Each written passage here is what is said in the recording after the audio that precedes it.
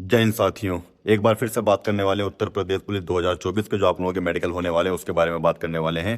Thumbnail आप लोगों ने देख ही लिया होगा। जी हाँ, बहुत सारे चैनल हैं, बहुत सारे बड़े बड़े यूट्यूब चैनल हैं जो आप लोगों को अभी भी आस देना चाह रहे हैं कि हाँ आप लोगों का जो है दूसरा स्कोर कार्ड आएगा, आप लोगों को क्या है कि दूसरी एक और मेरिट लिस्ट आने वाली है।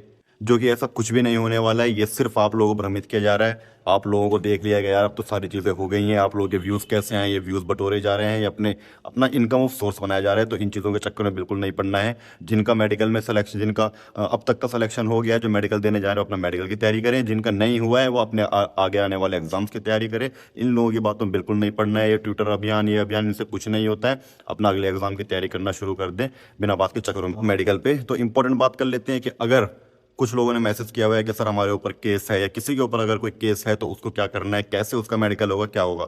सारी प्रोसेस जो है वो सेम रहने वाली है। आप लोग जैसे और अभ्यर्थी जाएंगे वैसे मेडिकल के लिए जाने वाले हैं। बस आप लोगों को ये करना है कि जब आप लोग मेडिकल में जाओगे और अपना शपथ पत्र बनवा के ले जाओगे, उस शपथ पत्र में ऑप्शन होता है 7वें या 11वें नंबर पे कि क्या आप लोगों के ऊपर कोई केस है या नहीं है। तो आप लोगों को वहाँ मेंशन करना है कि हाँ है। अगर आप लोगों के ऊपर नहीं है तो मेंशन करना है नहीं है। और अगर उसमें आप लोगों का जो केस है वो दोष मुक्त हो गए हैं, यानी आप लोगों के नाम पर जो है एफआर लग गई है, तो आप लोगों को वह मेंशन करना है कि जी मैं दोष मुक्त हो गया हूं। ऐसा नहीं करना है कि अगर आप लोगों ने अपना नाम निकलवा लिया है या आप लोगों के ऊपर एफआर लग गई है, तो आप लोग अगर दोष मुक्त हो गए हैं तो आप लोग उसमें मेंशन ना करें कि यार अब तो मेरे ऊपर हो ही गई है तो मैं छुपा लेता हूँ, लिखते नहीं। अगर केस है तो हाँ लिखना है, नहीं है तो नहीं लिखना है। और अगर आप दोष मुक्त हो गए हैं तो आप लोगों को वहाँ दोष मुक्त लिख के आना है। उन तीनों ऑप्शन का बहुत बहुत ध्यान है अपने शपथ पत्र में। आने वाली वीडियो में मैं आप लोगों को शपथ पत्र की पूरी प्रोसेस भी बताऊंगा। जिनके ऊपर केसेस हैं उनको इस बात का बहुत ज़्यादा ध्यान रखना है। सेकंड बात करते हैं, क्या मेडिकल में दोबारा से आप लोग की हाइट और चेस्ट चेक होती है, नहीं होती है। जी हाँ, ज़रूर चेक होती है। जैसे ही आप दोबारा से मेडिकल देने जब आप जाओगे, दोबारा आप लोगों की हाइट और चेस्ट को नापा जाएगा। सेम वही प्रोसेस होगी जो आप लोगों की शुरुआत में हुई होगी। आप लोगों की शायद डॉक्यूमेंट वेरिफिकेशन में भी एक बार हाइट और चेस्ट आप लोगों की चेक हुई होगी। सेम प्रोसेस वही रहेगी। आप लोगों की हाइट वही होनी चाहिए जो आप लोगों का मानक है, चेस्ट वही होनी चाहिए जो आप लोगों का मानक है। एक सबसे ज़्यादा सवाल पूछा हुआ है, क्या स्कूल सर्टिफिकेट कितना पुराना होना चाहिए, कितना पुराना चल जाएगा। तो जहाँ आप लोगों का जो स्कूल सर्टिफिकेट है वो 6 महीने से ज़्यादा पुराना नहीं चलेगा। यानी कि आप आज मेडिकल देने जा रहे हैं, उससे 6 महीने पहले आप लोगों ने स्कूल से कोई सर्टिफिकेट पढ़ा है, या फिर आपने जब 12वीं आप लोगों की पास करी थी जब भी कोई स्कूल सर्टिफिकेट पढ़ा है आप लोगों का, तो वो नहीं चलेगा। आप लोगों को क्या करना है, जहाँ से आपने 12th करी है अपने 12th वाले स्कूल में जाना है, उनसे जाके बताना है कि सर ऐसे ऐसे मेरी नौकरी की प्रोसेसिंग चल रही है, मेरा मेडिकल है, आप लोग स्कूल का सर्टिफिकेट बना के दे दीजिए। उनके पास स्कूल में अपना एक प्रारूप होता है, उस पर आप लोगों का जो भी उनका अपना सर्टिफिकेट में सर्टिफाई कर देंगे। जैसा भी आपका व्यवहार रहा होगा, जो भी होगा, आप लोग स्कूल सर्टिफिकेट बना के दे देंगे वो। तो अगर आप लोगों ने 12th की है तो 12th का बनवा लेना है। ग्रेजुएशन की है तो ग्रेजुएशन का भी बनवा लो, ताकि लगता है 12th का ही है, लेकिन अगर आप ग्रेजुएशन का लगा दो तो 12th के वाले की जरूरत नहीं होती है। और बहुत सारे स्कूल होते हैं जहाँ से पिछली बार ऐसा हुआ था कि वो जाते हैं और वो बार बार उन्हें गोली दे देते हैं कि अब नहीं मिलेगा, हमने तो एक बार जब दिया था, आपने 12th पास करी थी, हमने दे दिया था। तो उनसे रिक्वेस्ट करनी है। और कुछ कुछ होते हैं कि जो इसका भी चक्कर में होते हैं, तो अपना काम निकालना है, वही ले दे के अपना सर्टिफिकेट बनवा लेना है, लेकिन वो 6 महीने से ज़्यादा पुराना ना हो।